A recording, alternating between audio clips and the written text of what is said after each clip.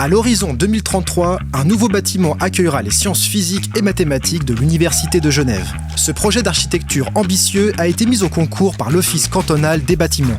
L'objectif est de doter l'UNIGE d'infrastructures modernes en adéquation avec son excellence reconnue dans la recherche en sciences physiques et mathématiques.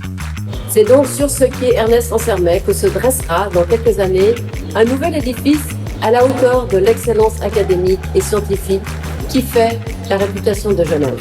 Et ce bâtiment n'est lui-même qu'une étape dans la formation des futures générations et dans les futures découvertes qui elles-mêmes ne sont qu'une étape dans l'avancée de nos connaissances. Ce projet est issu d'une démarche participative avec la population du quartier et la communauté de l'UNIGE.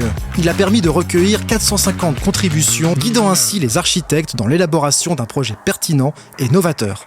Le premier prix de ce concours a été décerné au cabinet Burkhardt Architecture. Les principes du projet sont extrêmement simples. Il y a 3 parties dans le projet. Il y a un bâtiment d'enseignement qui fait la couture avec le quartier de Plainpalais.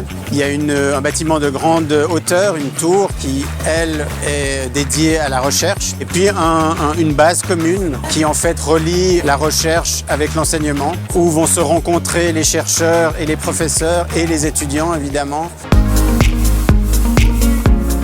La particularité de ce bâtiment, c'est que c'est des laboratoires de physique qui sont très sensibles aux vibrations et qui n'ont pas besoin de lumière et qui, si possible, travaillent mieux sans lumière. Ils trouvent leur place idéale au sous-sol de la tour, donc directement en lien avec les bureaux qui se situent, eux, dans les étages de la tour.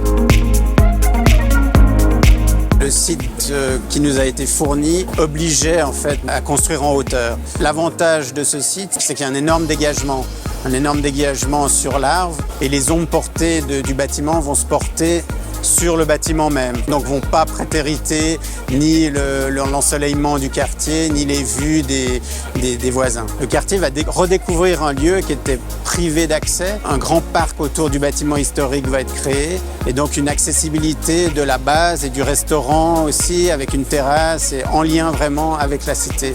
Ce nouveau chapitre pour l'Université de Genève marque le début d'une transformation majeure entre architecture contemporaine et vision scientifique de demain.